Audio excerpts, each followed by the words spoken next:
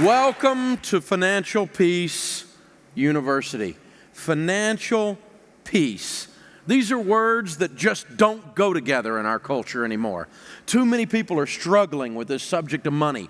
Too many people are struggling with this subject of money in their relationships, in their marriages. Too many people are struggling with this subject of money in their area of their careers. We just don't know what to do with this whole thing called money. Well, I found out something about money. Money's actually fun if you got some. But boy, I tell you what, it does weave its way into the tapestry of our lives, and it does mess with us on just about every possible level. So we're glad you're here. I can promise you this, we are going to have some fun as we talk about money. We're going to laugh, we're going to cry. I'm going to talk to you about relationships. I'm going to talk to you about your spiritual walk, your emotions, and we're going to change the way we handle our lives around this subject of money as we go through this class together. It's absolutely imperative that you really stay plugged in. Now, some of you have, you just didn't want to be here. You were drug here against your will. I know that because I was out in the parking lot and I saw several sets of heel prints on the way in. Some of you, Dave Ramsey, the name has become a cuss word in your house. Some of you, one lady, I was doing a book signing a while back and she said, you know, I don't even know you and I don't like you. And some of you, that's you. I understand. I get that. We are going to have some fun, and if that's you, I'm probably actually more on your team than on the team of that nerd that brought you. I'm a guy that's been there, done that, got the t-shirt. I grew up not rich. How many of you grew up not rich? When I got out of college and graduated from college, my wife and I got married. We were so broke we couldn't pay attention. We didn't know what we were going to do. When we graduated from college, our net worth was a half a box of no-dos. You know what I'm saying? And we got married and started off our lives broke. How many of you, when you started off basically broke? You know what I'm talking about? We ain't got money, honey, but we got love. And it's a good thing, too, because we ain't got no money. Well, that's how we started out. And I started buying and selling real estate, and I got rich, at least by a kid from Antioch, Tennessee standards. I ended up with about $4 million worth of real estate, starting from nothing by the time I was 26 years old. However, I had done some dumb things. Nothing immoral, nothing illegal or anything like that. I didn't steal from anybody. I didn't lie to anybody. I was just stupid. I borrowed too much money. And our largest bank got sold to another bank. And then word got out on the street that Dave was in trouble, and another bank got sold to another bank. And they started calling our notes. And we spent the next 2.5 years of our life losing everything we owned. We were sued. We were foreclosed on.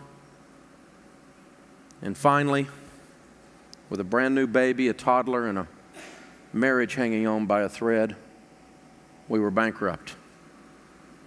I was a 28-year-old young dad, young husband, scared out of my mind.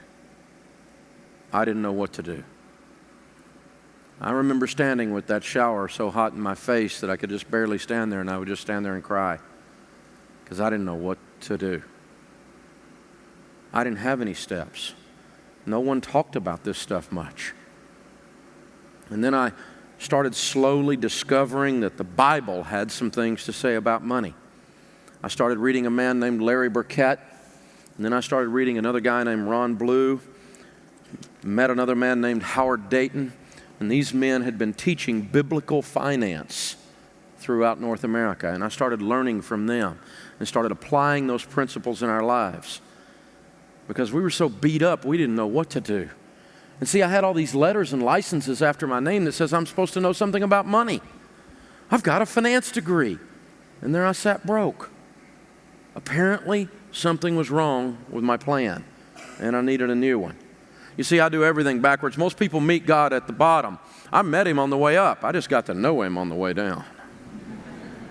What we're talking about here is that we found the truth. Let me show you what I'm talking about. Everybody stand up for a second. Here's what I want you to do. I want, first, understand that I can see all of you and I will mess with you if you don't play my games. What I want you to do is I want everyone in here to close your eyes.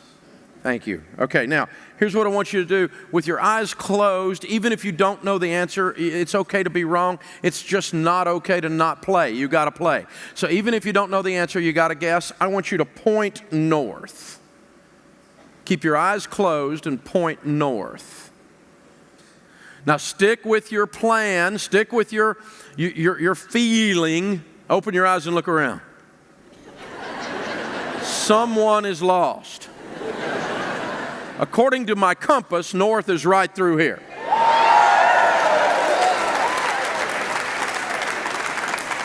Now, I won't point him out, but one guy was pointing this way and he did a little cheerleading move. Everybody have a seat. The point is that this is the truth. That is north, that is the truth. And we live in a culture today where people think they can make up their own truth. You can't make up your own truth. There's a truth that's independent of you. And your feelings are often not true. Some of you went with your best feeling. You had no idea, and you launched off going south. If you want to go to Canada, this is the direction. You can get there this way, but it's the long way around. This is the truth. This is the truth. And to the extent that you are not lined up with your compass, you're what's known as lost. And you're going to bring pain to your life, and you're going to bring shortage to your life, and you're going to bring problems to your life. I know. I've lived that. So, how you feel really doesn't matter. And we have to remember that it's about choices. Personal finance is about 80% behavior. It's only about 20% head knowledge. That's why God chooses to work through money to change and transform us. For some of you, He's going to use this issue of money to heal your marriage. For some of you, He's going to use this issue of money to put discipline in your life in a place and in a way that you never dreamed you would see it. You're going to make different choices after having gone through this. It absolutely works. Financial Peace University began about 20 years ago. I started it with a bad suit and an overhead projector. The typical family going through Financial Peace University pays off $5,300 in debt and saves $2,700. That's an $8,000 change in position is the typical person or the typical family going through this. And so if you pay a little bit for this course and you go through it and you get $8,000 change, I call that a bargain. I call that a good buy. This whole course is taught by me on video. And afterwards is when the most important thing happens, and that's the small group discussion. Go to the small group discussion. Bring your budget each time and be accountable to the lesson. Make sure you're learning the lesson. Unpack this with other people. It feels a little weird at first, but go in there. The accountability to change your behavior is the key. That's the big deal, and you're definitely going to want to do that. Again, there is no doubt that this process called Financial Peace University works. The only question is whether you're going to be involved. And so if you haven't signed up yet, now is the time.